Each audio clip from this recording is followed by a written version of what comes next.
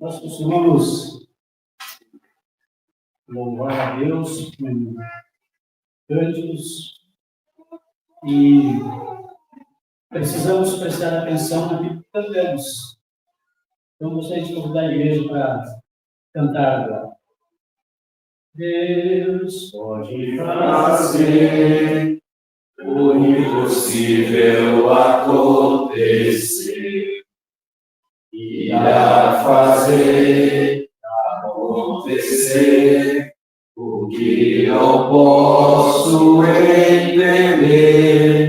Sempre me guiará e também me guardará. Com fé e amor a cada dia, Deus irá fazer o impossível acontecer. Uma pergunta, ou melhor, 3 perguntas, agora que cantamos. Você tem certeza da sua salvação? Responde no seu coração. Você voltando agora para casa, sofresse um ataque do coração, aqueles ataques fulminantes, que nem dá tempo de correr, de levar você para onde? Você cai duro no chão. Você morreu, você tem certeza da sua salvação? E a pergunta pode ser, sim, eu tenho. A pergunta pode ser, não, se eu morresse hoje, eu estou perdido. Ou a resposta pode ser, sinceramente, não sei, tenho dúvidas. Você confia realmente nas promessas de Deus? Você confia nas promessas de Deus? Você diz um amém automático ou diz um amém firme, que sai do coração mesmo? Você confia que Deus cuida de você todos os dias? Até cantando com Deus. Você acredita que Jesus um dia vai voltar? Você confia nas promessas de Deus?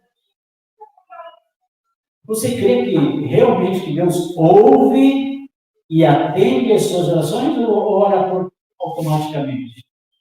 Ora por orar. E às vezes até orando e o pensamento está apagando. Ou quando você ora com convicção, certeza que Deus está ouvindo a sua oração. Essas perguntas, e também o que acabamos de cantar, que Deus pode fazer o impossível acontecer, é para a gente meditar hoje sobre uma outra doença do coração.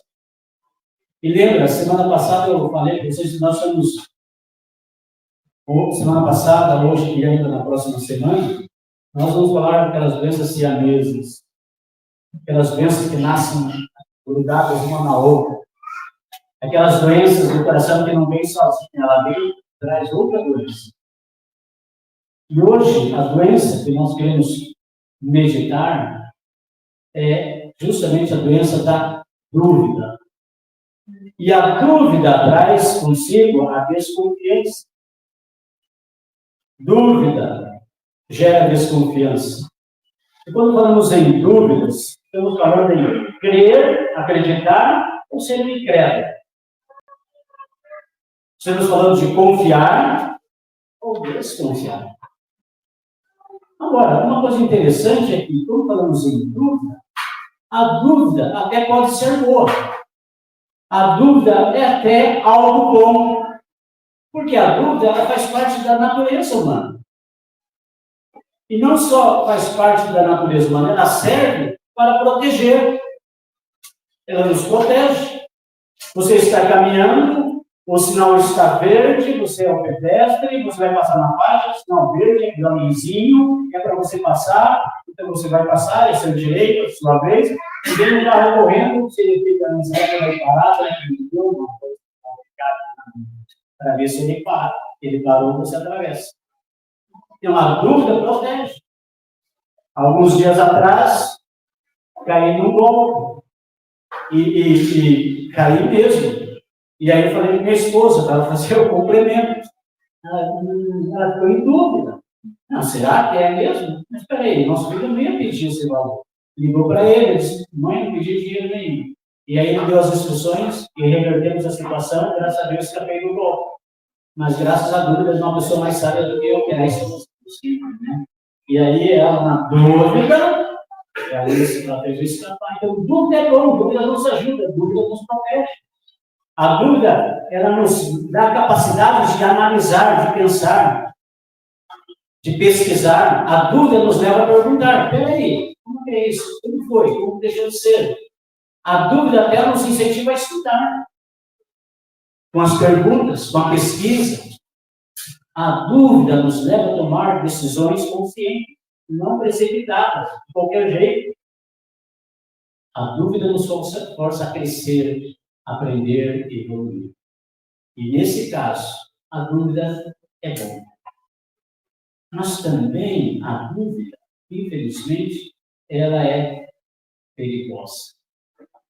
A dúvida é perigosa quando ela passa do natural para o espiritual e nos leva a desconfiar de Deus e das suas promessas. Aí a dúvida é perigosa. E a Bíblia está cheia de homens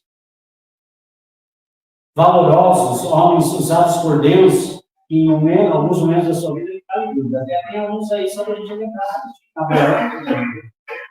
Quando Deus prometeu um filho, ele e a Sara duvidaram. Ela até riu de Deus. Eu duvidava pelo filho, está faltando. Duvidaram, e Deus cumpriu com isso. Moisés, quando Deus chamou ele para libertar o povo, quem sou eu? Nem falar direito eu sei. Duvidou até de si mesmo. Tomé, vocês lembram? Tomé é o clássico, né? O exemplo clássico de dúvida. Jesus, o Senhor ressuscitou? Vocês estão falando que Jesus ressuscitou? Sim, eu só acredito em Pedro. Pedro até chegou a andar sobre as águas do mar. E o problema é que deixou de olhar para Jesus, olhou as circunstâncias, olhou ao redor e começou a afundar. João Batista, depois de pregar o Messias, depois de anunciar o Messias, depois ele manda perguntar para Jesus, qual é a pergunta? É o Senhor mesmo que está para vir? Ou a gente tem que esperar por outro? Foram dúvidas. Eu já fiquei em dúvidas. E se você for sincero, provavelmente você também já tem dúvidas. Duvidando de Deus, duvidando das promessas de Deus. Mas as dúvidas são perigosas.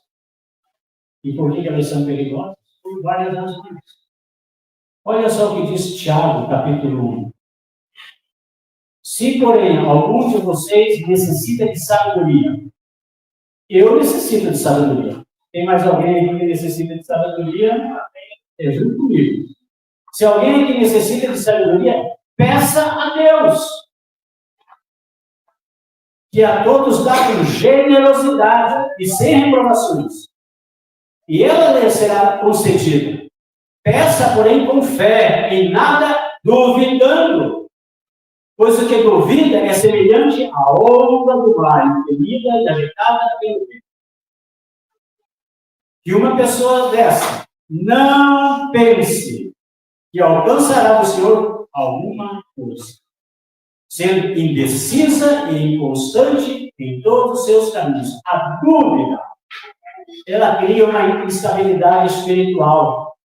A pessoa vai para lá e vai para cá. Onde bateu o vento que ela está indo? Porque tem dúvida da palavra, das promessas e até das doutrinas, às vezes. A dúvida, ela enfraquece a oração. Às vezes, as minhas orações, as suas orações, nas minhas orações, às vezes ela não chega nem no teto. Quanto mais na presença de Deus. Dúvidas enfraquecem a oração. Dúvida limita as nossas orações. Dúvida enfraquece até a maneira como falamos.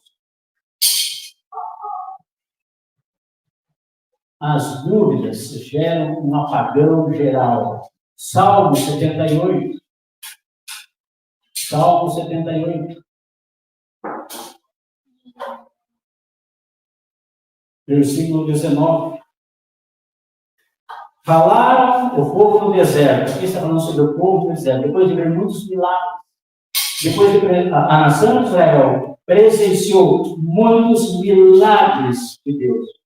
A nação de Israel viu o poder de Deus agindo na vida deles. E mesmo assim, depois de algum tempo, diz que falaram contra Deus, dizendo: será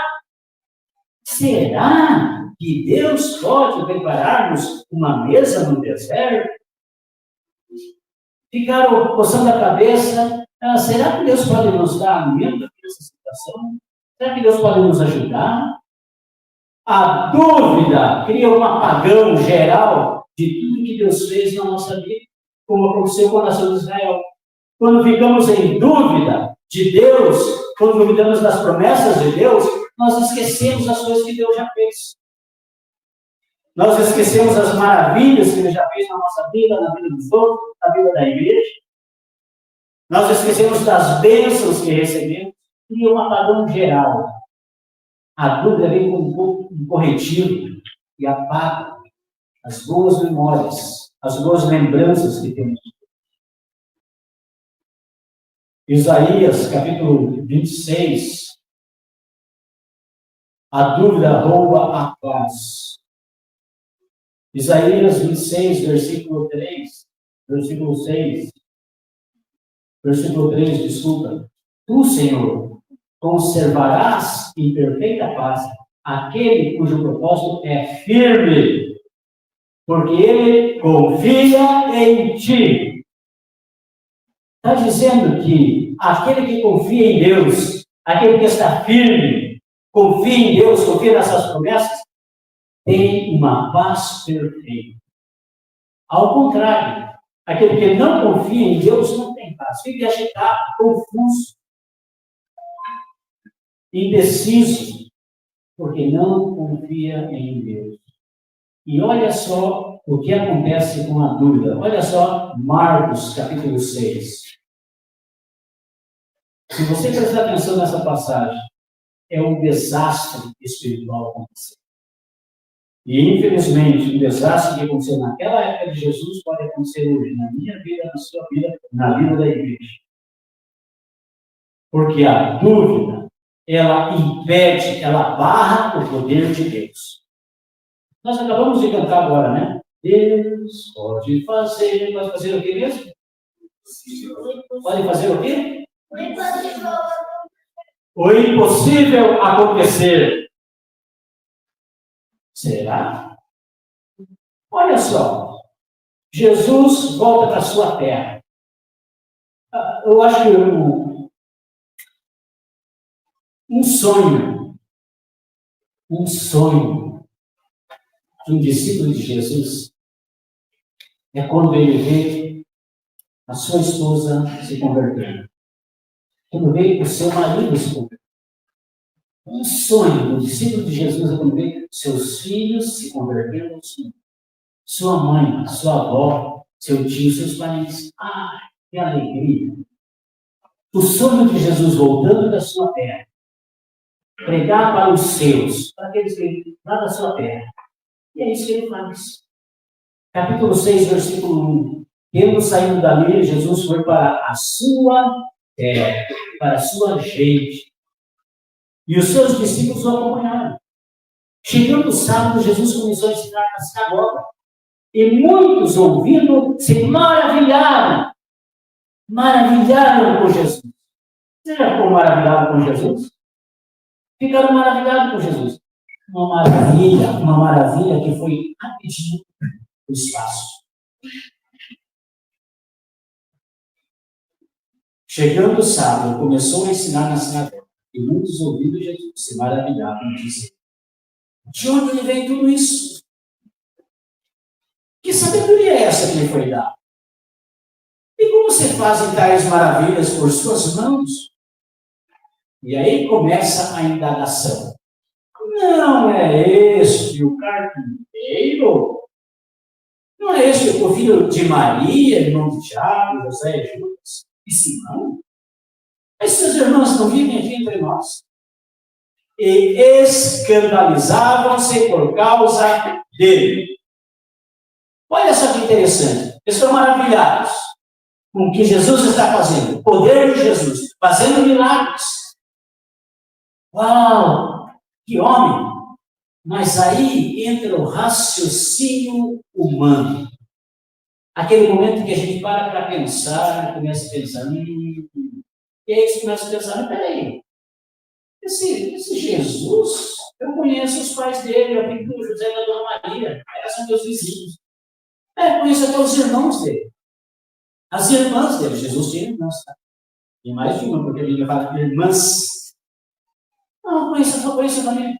Agora ele vem aqui, fazendo essas coisas, dizendo que é filho de Deus, que é o Messias. Conhecemos ele. Meus filhos brincavam com ele. Ajudou o pai dele na carpintaria. Eles começam a raciocinar, e esse raciocínio leva a duvidar de Jesus. A tal ponto que a Bíblia diz, escandalizavam-se por causa de Jesus. Maravilhados, escandalizados. Por quê? Por causa da dúvida. E veja só o desastre espiritual. Porque diz o versículo 4, Jesus, porém, lhes disse, nenhum profeta é desprezado a não ser na sua terra, entre os seus parentes e na sua casa. E preste atenção agora. Versículo 5.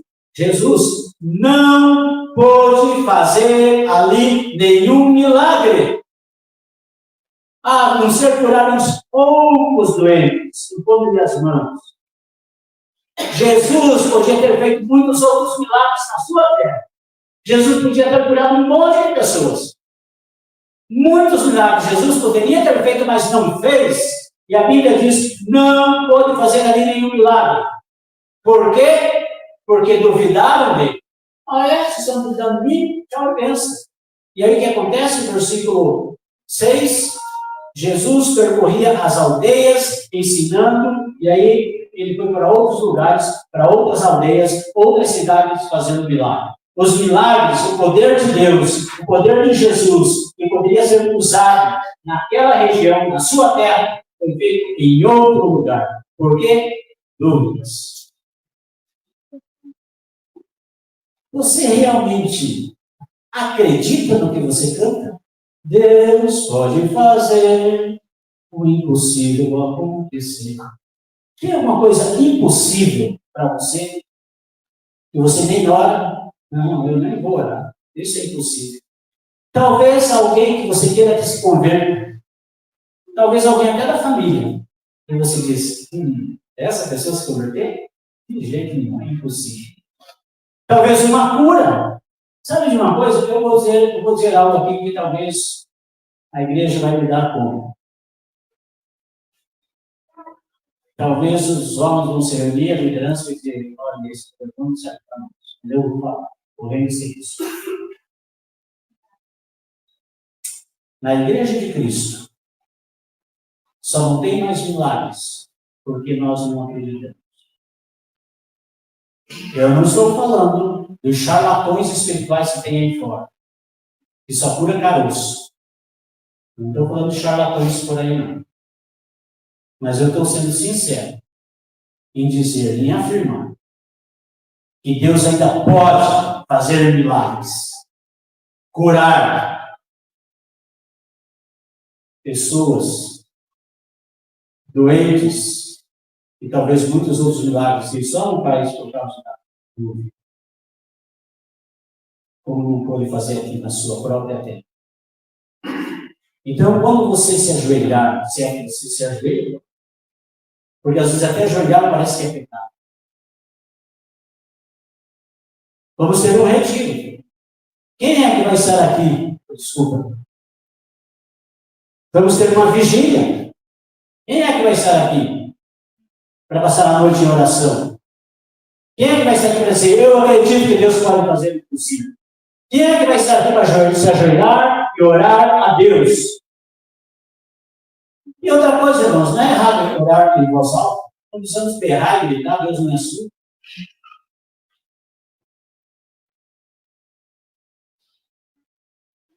A dúvida impede o poder de Deus de agir nas nossas vidas e às vezes até. A dúvida é perigosa. Você quer saber por que ela é perigosa? Mais uma razão. A Bíblia diz lá em Apocalipse, capítulo 21. Quanto, porém, aos covardes. Quando eu me converti, e eu li esse versículo, eu transportei essa palavra covarde lá para o meu tempo de infância, quando eu brigava na escola. Não era briguento, tá? Na verdade, eu era da paz. Mas, às vezes, tinha uns mais briguentos, mais bonicinhos, né? E aí, brigava. Aí tinha aqueles meninos que gostavam de atiçar briga, aí ficava assim, igual dois galinhos na frente do outro. Aí vinha alguém que gostava de atiçar, colocava a mão no meio, e dizia, quem for mais homem, gosto de aqui. Bem, eu corria, eu não queria apanhar, eu não queria brigar. E aí o que eu ouvia dos outros? Covarde! Então, para mim, covarde é essa pessoa que corria da briga. Covarde é aquele que fugiu para não apanhar. Na Bíblia, covarde é aquele que foge para não sofrer por Deus. Porque o livro de Apocalipse foi escrito para dar coragem aos cristãos que estavam sofrendo, aos cristãos que estavam sendo perseguidos. E muitos deles ficavam em dúvida. Mas se eu ficar aqui sofrendo, será que Deus vai cuidar de mim? Será que Deus vai me proteger? Então preferiam voltar para o mundo, ou adorar o imperador da época, enfim, voltar para o mundo. Mas continuando, ele diz, quanto porém aos covardes, aos incrédulos, aos abomináveis, aos assassinos, aos imorais, aos feiticeiros, aos idólatras e a todos os mentirosos, a parte que eles cabem será no lago que está queimando com fogo e enxofre, a saber, a segunda morte. A primeira morte é a morte física, aquela que te bota no caixãozinho, pessoas vão chorar em volta de você, se é que vão chorar, né? E aí te leva para o cemitério. Primeira morte. E essa não tem problema, gente. Não tem problema. O problema é a segunda morte. É a morte espiritual. Porque depois que você morre, está selado. Não tem choro. Como diz uma música antiga, não tem choro, nem vela, nem fica nada. Depois que você morre, você selou o seu destino. E se você morrer sem Cristo, ou se você morreu por causa de ser um covarde ou incrédulo, como diz aqui o texto, o lugar que te espera é o lago de fogo e enxofre, a segunda morte. Então, dúvidas, desconfiança de Deus, das suas promessas, é perigoso. Mas também tem solução. A dúvida, a desconfiança tem solução. O provérbio diz, confie no Senhor de todo o seu coração. Não se apoie no seu próprio entendimento. Esse é o problema. Esse é o problema que aconteceu lá na terra de Jesus. Começaram a pensar no que eles pensavam, no que eles entendiam sobre Jesus. E limitaram a sua confiança, o seu conhecimento em Jesus. Mas a Bíblia nos anima, nos exorta, nos ensina, nos aconselha a confiar no Senhor. E quando nós confiamos no Senhor, nós podemos estudar, ler, compreender o Senhor através da sua palavra. E quanto mais conhecemos o Senhor, mais nós confiamos. Na EBD, nós estamos estudando sobre conhecendo o Altíssimo. Eu tenho falado várias vezes, repetido várias vezes. Quanto mais conhecemos uma pessoa, mais nós confiamos. Ou mais não confiamos. Quanto mais eu conheci uma jovem na igreja chamada Lourdes, e quanto mais eu conhecia essa menina, mais eu queria ficar perto dela. Quanto mais eu conhecia, eu queria namorar com ela. E quanto mais eu conhecia, eu casei com ela.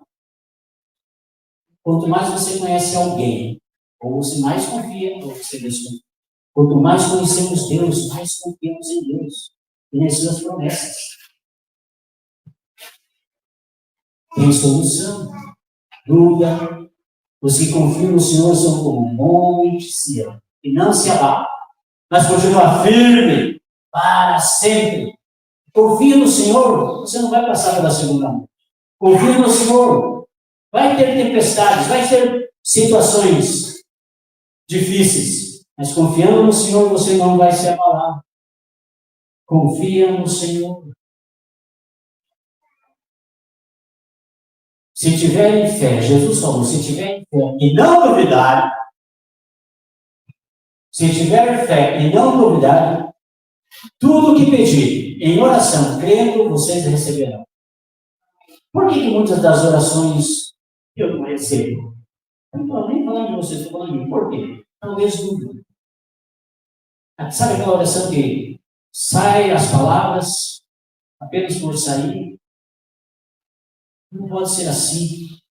Pensa no que você vai falar. Pensa no que você vai pedir. E peça com fé. Não duvide. Talvez,